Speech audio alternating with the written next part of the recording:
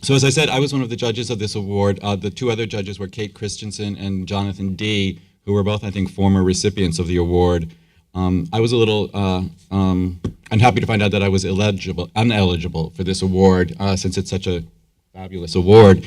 But it was, judging can be it can be a very pleasurable experience, or it can be an unpleasant experience, and it sort of depends on the quality of the work and your fellow jurors. And in this case, it was really a pleasure to participate in this award, partly because there were so many good books. Mid-career authors tend to be people who know a bit about what they're doing, and also it's interesting because a mid-career author can be somebody who's quite young or somebody who's further along in their career. So there are sort of people coming at it from very different places, and also it was just really a pleasure working with Kate and John, who are both really interesting, enthusiastic readers, and so what happened was we read, I think, 137 books were submitted, and it became very clear that there were, we had to pick 5 for a short list, and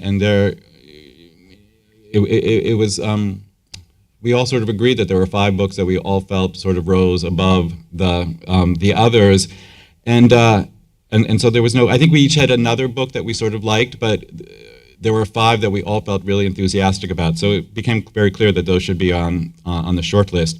And I think the reason those books sort of appealed to all of us was that they, to stand out, there has to be something about the book that makes it distinct. And in this case, I think all these books were unique, that they're about interesting people, and they're written in a way that really engages the reader. And when you start reading these books, very quickly it either becomes an obligation to continue reading the book or a pleasure. And in this case, it was a total pleasure to read all these books. I forgot about sort of that I was reading them with an eye towards judging them, because the reading experience itself was so engaging. I was curious, when they said this is a career, a mid-career novelist career, and then when I was told, I couldn't apply for it, I was like, well, what is a mid-career writer? And so they, the way it's defined here is it's a writer who's has published between a 3rd, 4th, or 5th book of fiction. And so I think that's interesting, because I think, what does it mean to be a mid-career writer, and what is a mid-career book? And so I thought we'd start out just by, we have Carol Anshaw is here, and David Vann, and Jami Attenberg, and for them to just read the very beginnings of their books, because I think they all have very sort of, I think they, right from the first page, these books start to reveal themselves and speak to the reader. So I wanted them to read the first page of the book, and then talk a little bit about how they see this book in the, or do they see this book? Do they see their career as a trajectory? Do they see their career evolving in some way? And is this book, do they think of it in some way as a mid-career book? Is this a book sort of that's come from their previous work, and are they heading in some direction? So Carol, why don't you start, if you will? And Carol's book is Carry the One. So, Carmen was married, just. She sat under a huge butter moon on a windless night in the summer of 1983 at a table in front of the remains of some chicken cordon bleu. She looked toward the improvised dance floor where her very new husband was doing the Mexican hat dance with several other large men, 3 of them his brothers, other Sloanes. Matt was a plodding hat dancer. His kicks threw the others off the beat. In spite of this lack of aptitude, he was waving her over, beckoning her to join in. She waved back as though she thought he was just saying hi. She was hoping to sit out this early phase of her marriage, the mortifying dances segment. Don't be discouraged. Everything will get better from here. This was Jean Arbuthnot, who sat next to Carmen, tapping the ash off her cigarette into her rice pilaf. Jean and Alice, Carmen's sister, were among the artists who had taken over this old farm in the middle of Wisconsin. Jean played and recorded traditional folk music in a workshop at the edge of the property. Alice painted in a studio that occupied half the barn. Bad dancer doesn't mean anything else, does it? Carmen said. Matt was now doing a white guy boogie to a bad cover of Let's Get Physical, shooting his hands out in an incoherent semaphore. Like being bad at parallel parking means you're bad in bed. She pushed back her chair. I've got to pee. This is apparently a big part of being pregnant. I didn't know that before. Wow. So, Carol, this is your fourth book, right? Sort of. Okay. Yeah. What do you mean by sort of? No, it is. Okay. It is. Mhm. Yeah.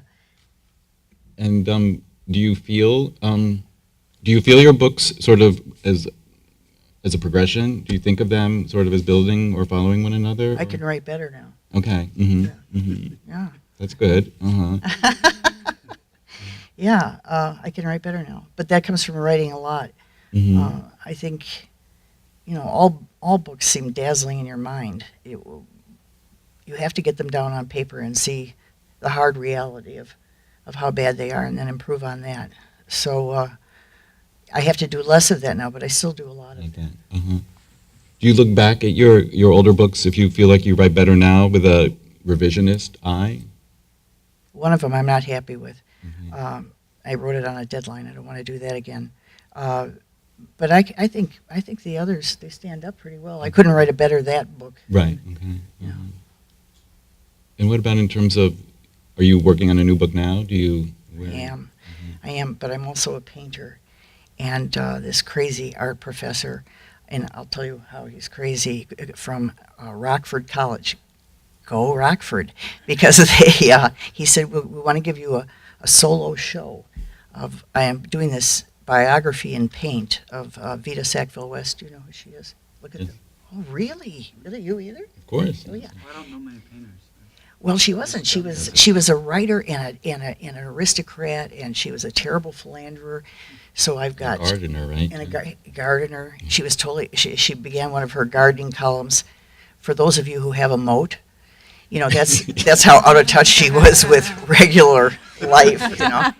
And she just seduced this long string of women. So I have a lot of pictures of her, pictures I've made up, bedroom scenes, because they didn't have cell phone cameras then. And then I've got this wall. I always liked Gerhard Richter's, the nurses who Richard Speck killed in that. And so I made 8x10 portraits of every person I could find that she had slept with. But then I kept reading more. So first I had 8, then I have 10. Now I'm going to have 15. And then I found she lured someone off the garden tour. That's handy. If you have a castle, I guess you might as well make use of it. That would have been. Is that what we do with moats? Is that? Yeah. That was Bunny Drummond, and I'm never going to find a picture of her. And then I found this guy Duff Cooper, who jumped her in the car after he was driving her home from a party. So he's got to go up. He's got one of those pencil mustaches, and so I'm always behind in my painting of this show. But this guy said, we'll put it up. We'll transport it. We'll insure it. I said, oh. Really, it's so valuable. But anyway, yeah. So I kind of a lot of times been siphoned off lately. I already told Tricia, so I mean she knows. I gave her a painting to kind of smooth the way. So until November 15th, I think I'm a painter. Why is the Vita Sackville West project a visual painting and not a book? Oh, don't you hate those cheesy biopics? I always hate them. Like where when the phone rings and Jack Kennedy picks it up, it's never like his dry cleaner saying your suit's ready. It's always like the Bay of Pigs. So then they're always ramming real life into this narrative, or those plays where they, get Vanessa Redgrave and some other gravelly voice old bag and get them up there and they, read from the letters. Everything I've seen is terrible. So I thought, well, yeah, I'll paint her. I'm getting pretty good at that. It's a small skill. Painting Vita Sackville West, but and now when you go to Google Images to Vita Sackville West, my paintings come up. Isn't that great? So Great. So David, this is your third book of fiction and your fifth book. Is that right? Okay. Do you want to read the beginning of Dirt? Sure. Galen waited under the fig tree for his mother. He read Siddhartha for the 100th time, the young Buddha gazing into the river.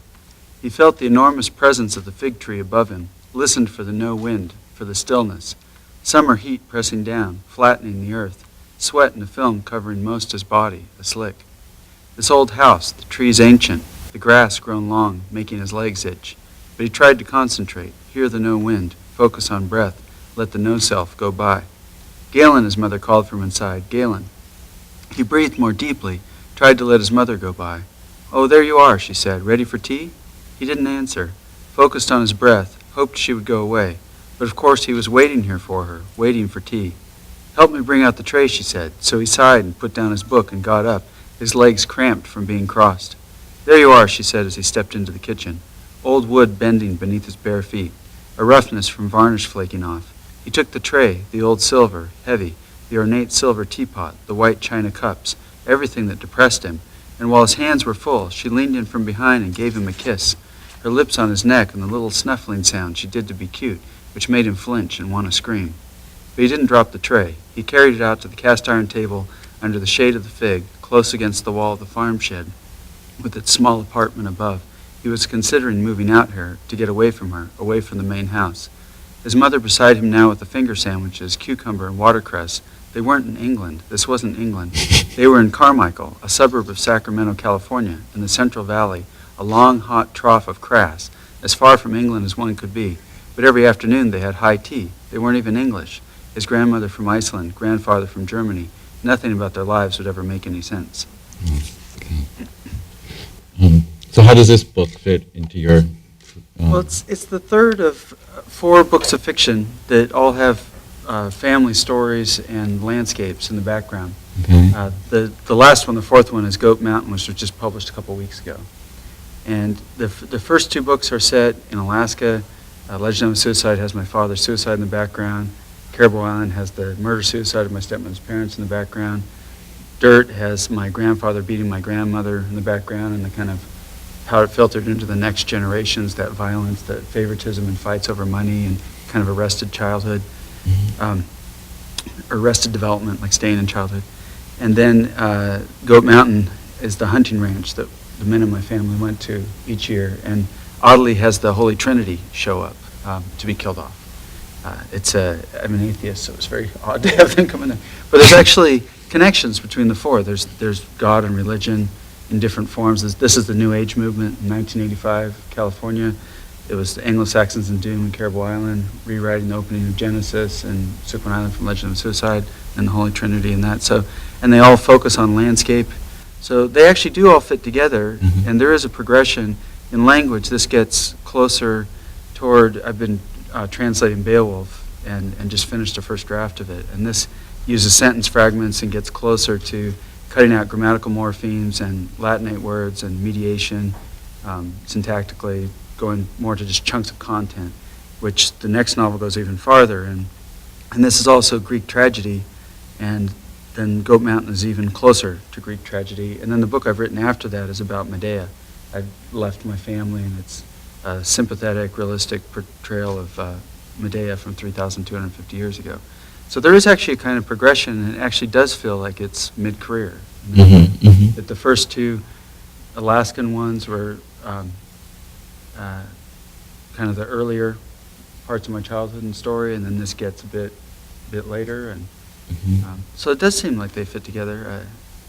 I don't write with a plan or an outline. I never have any idea what the book's going to be about.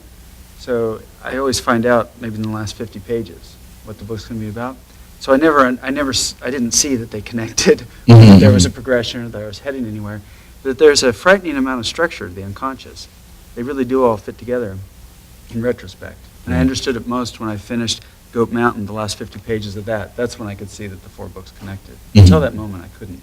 It just seemed like it's just a mess. Whole career. There was no career. It was just a mess. And a lot of failure and throwing stuff away, and then some books that did emerge from it.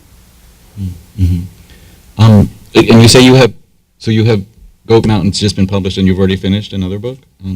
Yeah, I've finished the next 2, actually. Oh, really? There's Medea, it's called Bright Air Black. And then I'm finishing one on like page 231, it's going to be short, which is called Aquarium, set in Seattle. It's an 11-year-old girl in the public aquarium meeting an old man in Seattle. Turns out he's her grandfather, and he wants back in the family. And so it's the first time I'm not writing a tragedy. It's about forgiveness, that her mother is going to have to forgive her father so that her daughter can have a grandfather. Are you writing a book a year? Yeah, it's been 6 years of a book a year. After 10 years working on the first one and lots of failure, and then I couldn't get published for 12 years, so I pouted and went to sea and became a captain and boat builder and didn't write for 6 years to show the world. And I was insulted. And but then the last 6 years, it's been picking all the low-hanging fruit, because Dirt, well, Goat Mountain is the same material as the first short story I ever wrote more than 25 years ago. Dirt is the material of the second short story I ever wrote, just right after it.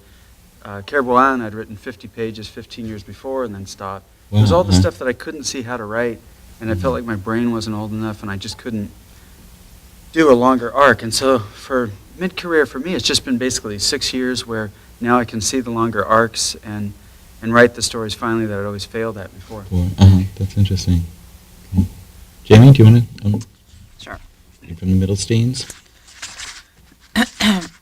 God, I said Steins. Is it Middlesteins? Oh, God, I'm so mad at you.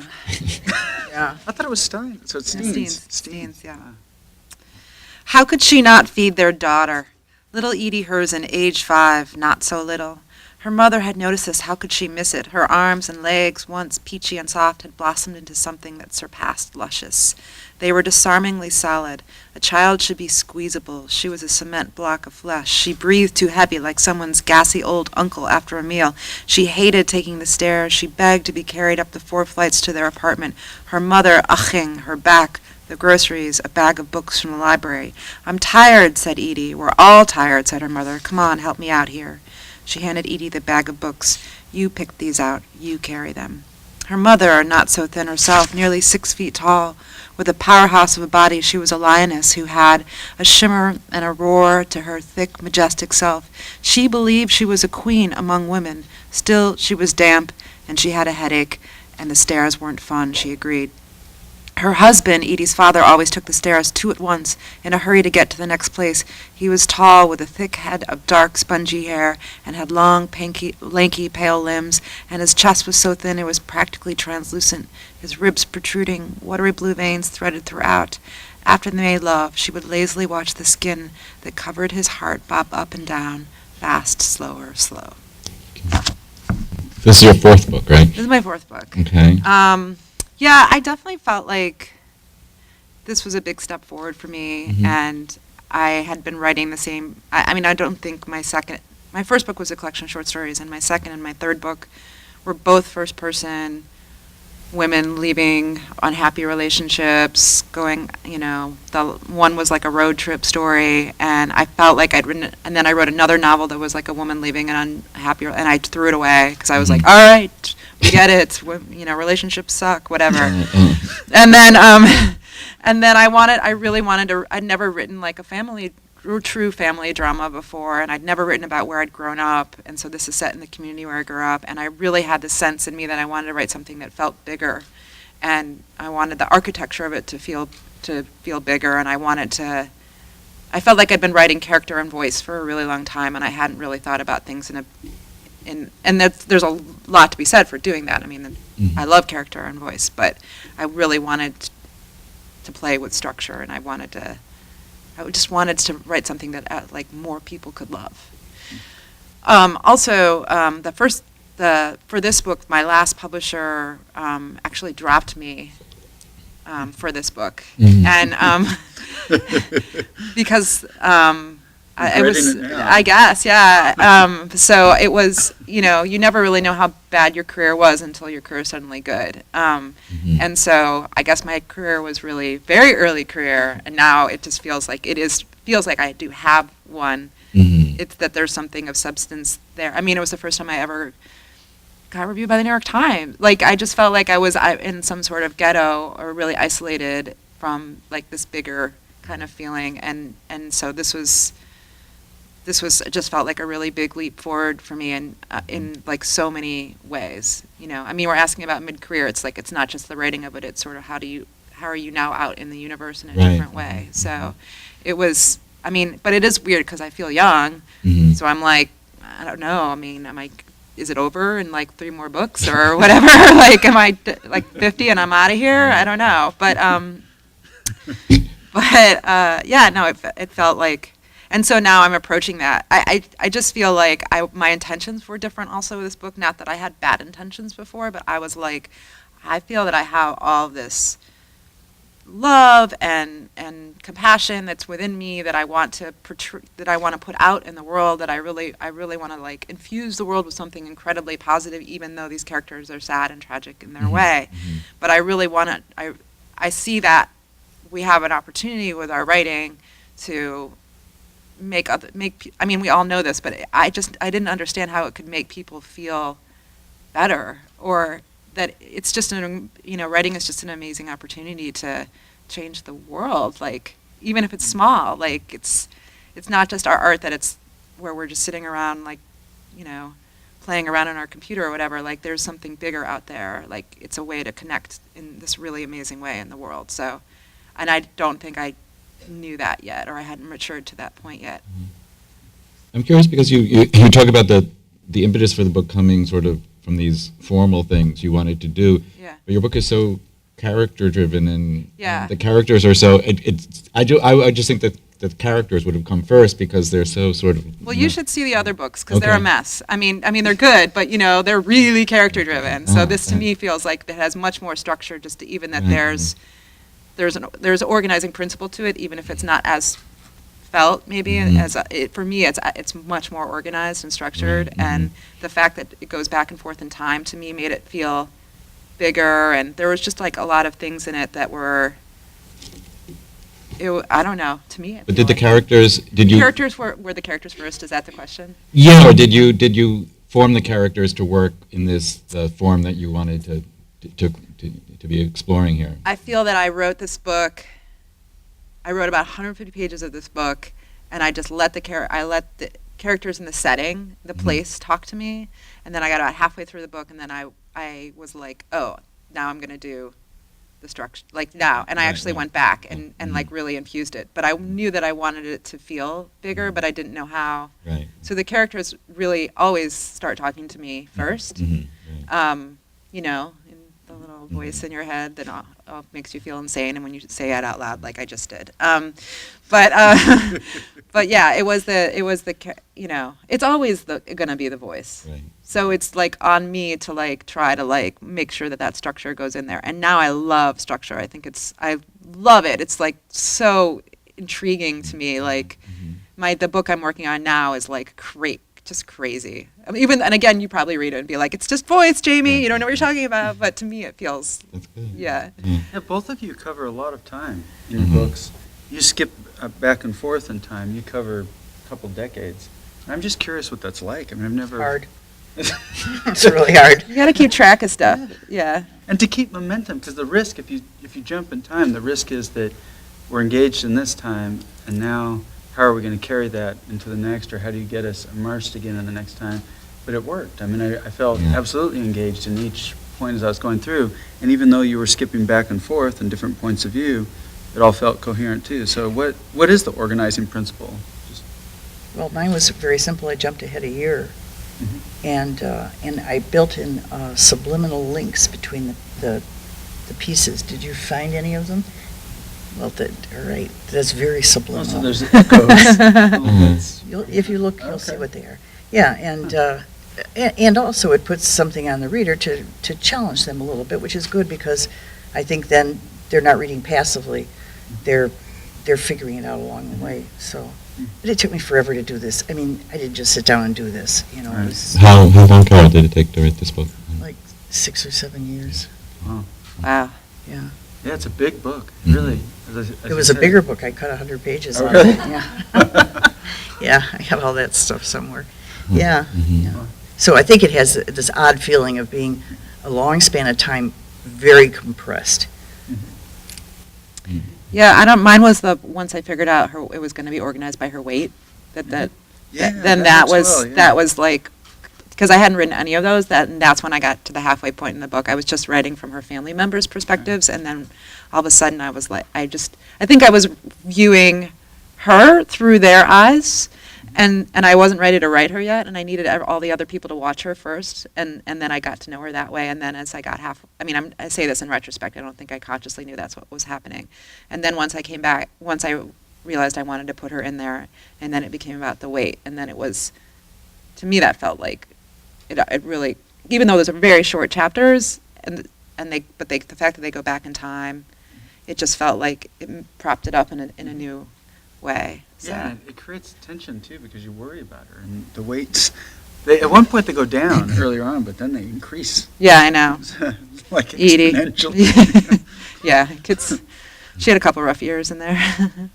Yeah. I'm curious, had you read the first page of your book, one of the things I think that marks you all as mid-career writers is that the beginnings of your books are so strong. They accomplish so much. They sort of introduce characters, and they also create, I don't know, the book has personality right from the very beginning. So I wonder, my question would be, what is now the beginning of the book, I guess, was that always the beginning? And how do you start a book? Or Carol, can you talk about that a little bit? Sort of how did this become the beginning of the book? I think most writers, and certainly most student writers, which is a lot of work I see being put together, the beginning seems like an entrance ramp that you then drop when you have more. You don't know the book yet, so you have to start at someplace, and then when you have more book to put that little bit of information into, then you can start a different place. So this was a second place I started at. What about you, David? Well, I was writing a novel set in 1,000 years ago in Anglo-Saxon England, just a few pages of it, and then just one day started writing this. So it's the tea time link? Yes. Yeah, because that wasn't really working. There's this poem, Wolf and Eadwalker. It's one of two poems from a woman's point of view in the whole Anglo-Saxon, all the works. And it's very mysterious, like Wolf on his island, you're on your island, I'm on mine. And I always thought it would be a great novel, but I'm not the one to write it, apparently. And then I started writing this, and I wouldn't have planned to write this because it got me in a lot of trouble with my mother and my aunt. So I never would have actually had the idea ahead of time to do it. So when I started writing, that was the first page, and then it was 5.5 months, and that was the end. And then it's published the same as the first draft, except I added, I think, 3 small paragraphs my editor asked for to kind of make connections or explain in a couple of places. But all the books have been like that, where I was always told that writing was mostly revision and plan. And for me, it only works if I have no idea what it's about. I just start from the first page to the end. It's 5.5 to 7.5 months. It's published the same as the first draft. And I spend months polishing the sentences, like trying to work on that. But I can't actually add a scene or cut a scene or move anything.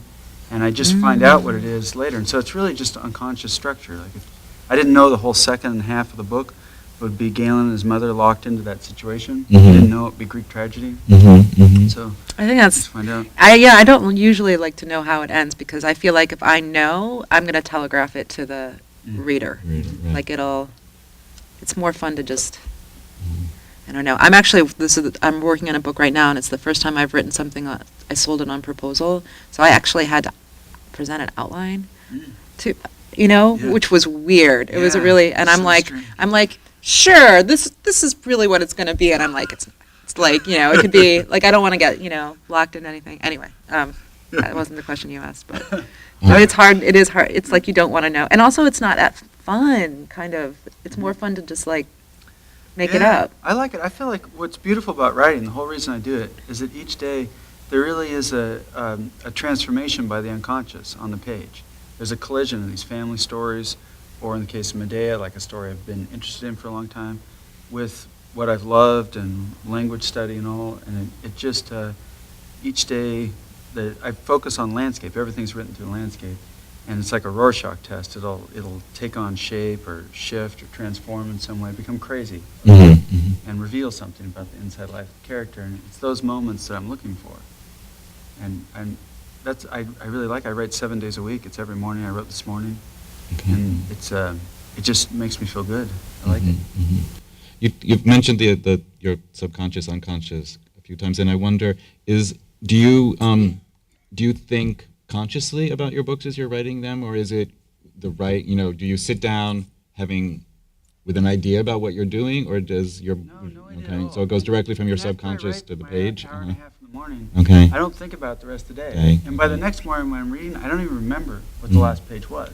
I sort of discover it as I'm reading the 20 or 30 pages, and I find out what that last page was, and then I read back again the last couple pages, and then I add my 300 words or so. And then I stop there because even if I could go on, I feel like it'd be the easy path for the next pages. And also I would get exhausted, and I wouldn't do it every day anymore. So I just stop after about 300 words and then let it get crazy again for the next 22 and a half hours. In painting terms, let it dry. Gotcha.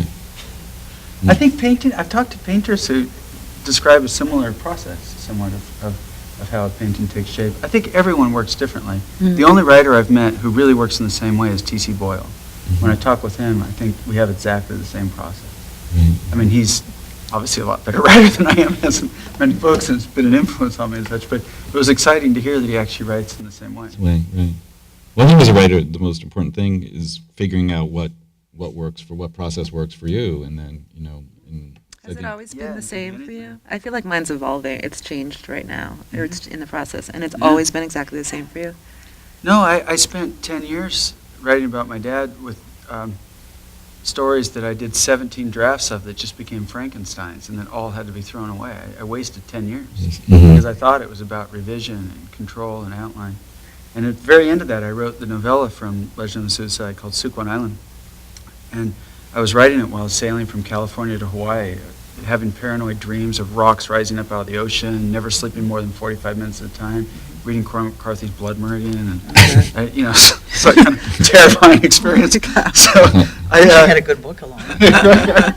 And I thought the plan was that it would have my father's suicide at the end. I thought that I'd been kind of cowardly in the short stories, that they were pretty and polished, but they didn't really get close to his despair or really try to understand his last moments. And so the novella is supposed to do that. But halfway through, the boy ends up killing himself. And it's something I didn't see coming until I was halfway through writing the sentence. It really shocked me. So the next day I planned to cut it, but I went back and reread all the pages first, and it was like seeing them for the first time, like someone else had written them. I could see all this pattern and pressure leading to that moment. So that was the moment that changed everything for me, where I thought, writing is not what I thought it was at all. And the next 20 or 30 pages of that were the best pages I'd ever written, because it's the first time I didn't have a plan. Suddenly everything was flipped. The father discovering the boy made my own father's dead body after his suicide real. I'd never seen it. I didn't go to the ash scattering. I never quite believed it. And so the detail of that boy's dead body made my father's dead body real finally. And then the father's grief on finding his son was finally being able to write about my grief on finding out that my father killed himself. It's something I could never write directly. So I think these transformations and switches unconsciously are trying to make us whole, essentially, trying to tell the stories that couldn't find some other way. And that, my conscious mind was too limited and also too afraid in some ways. Okay. Carol, it seems like you have a very different process. I mean, because you were talking about 100 pages of this. Yeah, I actually, it's almost a complete opposite. Is it? I think maybe 50% of what's good about anything I write happens in the last 5% of revision. So it's a lot of building towards something. I don't know. It's just, then when I have it pretty good, I can make it really good by going over it again. That's sort of my, and like I was saying, that's the oil painting too. You just, Right? you just, Yeah, and layers. yeah. So So, it's like David's more of a watercolorist. I would like the layers. I saw in Texas they have a collection of Cormac McCarthy's earlier drafts. Yeah. And they published a couple of pages online. You see the opening of Blood Meridian, where it's much thinner. It's not like the rich goulash of Blood Meridian that we know now. yeah. And I think, God, if only, look at my books, they seem a little thin. I think, I wish I could go back and do that much improvement. I can't. It's like the books get this hard candy shell that I can't crack open anymore. I just Yeah. can't do it. It's a different thing. But it's Yeah, it's like a great thing to be able to move it to another layer, like a higher level. but it's, everything is valid. Like, it's all, like, the fact that you can do it in such an immediate way, Right, there's right. something to the immediacy that's going to make it special. Well, I mean, I think it's intriguing that, novels in some way, they're all sort of the same in terms of the elementally, but the way they're created is all, there's so many different ways to do it, yeah. I know someone, Ross Raisin in the UK, he writes the whole thing out by hand. Mhm. Then he starts writing, writes the whole thing out by hand again, like a different version than before. Right. And then that's it.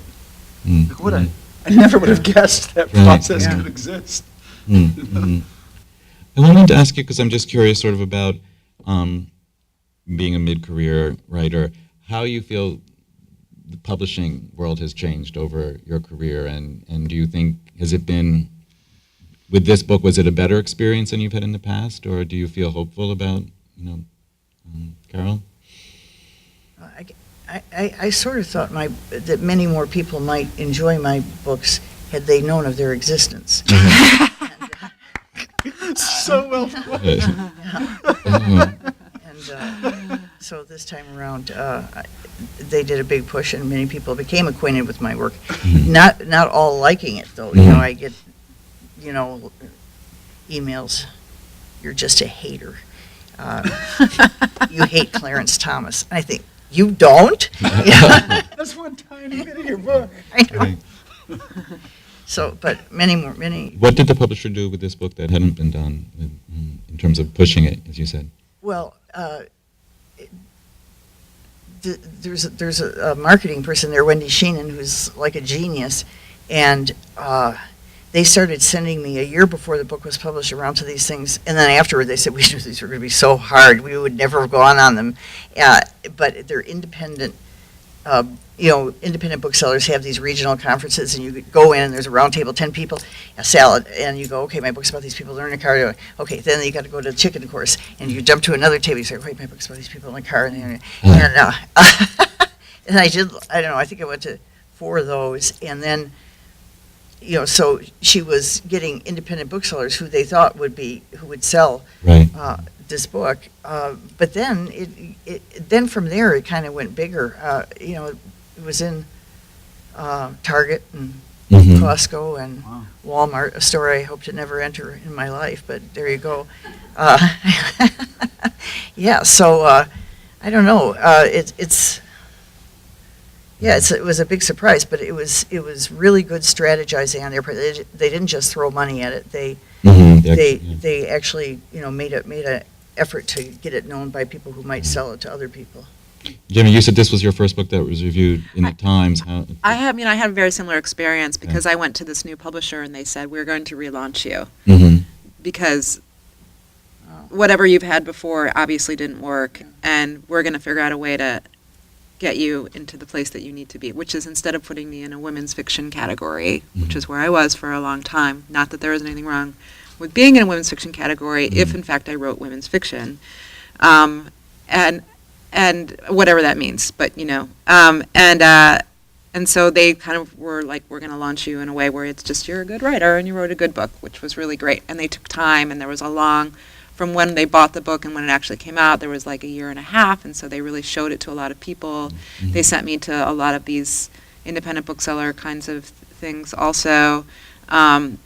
They threw a little bit of money on it as well, but it just they tried really hard to find the right audience and the right readership for it, and it was just, I was really grateful for it. It was really smart. I want to say, in terms of where publishing is at, I sold twice as many copies of this digitally as I did in print. What it does is it means there's less of a paperback market for it, which I'm fine with, because it means more people who might have waited to paperback are actually reading it closer to when it comes out and talking about, and then you get sort of a bigger thrust in that way. And so I don't really, I just want to say I'm just really not afraid of the digital world at all. I really embrace it, and I use a lot of social media to promote the book, and I enjoy being on social media, and so that that helps. It helps if you like it, as opposed to some people don't like it, and then that's no fun for anyone. So did they make an audiobook of your book? They did make an audiobook of my book. They made an audiobook of my book, and everything was happening. I didn't think to say anything. This woman who's reading my book, I want to stab her in the head with 100 knives. Oh my gosh. I can't even stand to hear her say the title. Then the knives come out in my mind. Yeah. And so then they wanted to do my past books, and I said, I want to hear every one of these people you're going to have reading my book, because that, with audiobooks, that's a whole other element. It becomes your voice. I Yeah. had it with BBC Radio 4 in the UK. They read Terrible Island aloud. And it was this shitty American actor who just whines. He's like, Yeah, you don't want a whiner. Yeah. So a bunch of people in the UK now think that that's my writing voice. Well, I know. It was actually so destructive. I think it undid publicity that we'd done for years. Okay, This woman, she has a little chuckle. Nice, and when comes across something she thinks is kind of funny, she gets that little chuckle, like my words aren't enough to inform the reader that this is funny. I need her underlining it. Are we, is our time over? Pretty much, yeah, Okay. like another couple minutes, if Okay. you wanted to get some questions. Or Okay, yeah. Have some So, final thoughts. If I could just jump in on the Yeah. shape of the career. Yes, yes. Mhm. Because mine's going down. I want to try to prop it up. Uh-huh. Yeah. Although he did win last night. So- Yeah, did win the prize. So I think you're all right. Yeah. But the first one, I couldn't get published for 12 years. Right. And then it was a university press, and only 3 reviews, but one was full-page New York Times. So Mhm. that meant that I moved to a bigger publisher, HarperCollins. And then... Do you think it was the review that made that? Yeah, just 1 page. Okay. That's clearly the only thing that happened. Okay. And that pushed me into foreign languages and Okay. bigger Mm. publisher here in the UK. Mm-hmm. So that was great. And then for the next one, I got 25 reviews. The New York Times did a full page again. Charles McGrath interviewed me for the New York Times on the cover of the art section. It was really great. Like Right. HarperCollins, especially Jane Byrne, who's there, like they're fantastic. And then the same team of great people, like Jane Byrne, who's fantastic. He does everything right. Still, we couldn't get anything for Dirt. Like I did hit the mid-career thing. I mean, it was terrible. We didn't get a New York Times review till 8 months later, and tiny. Didn't get many others.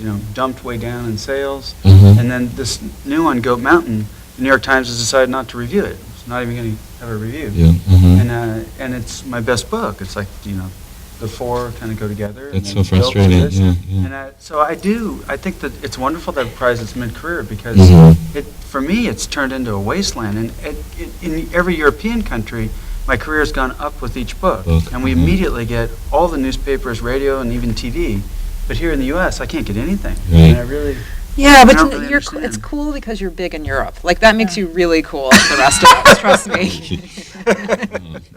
Have you thought of painting?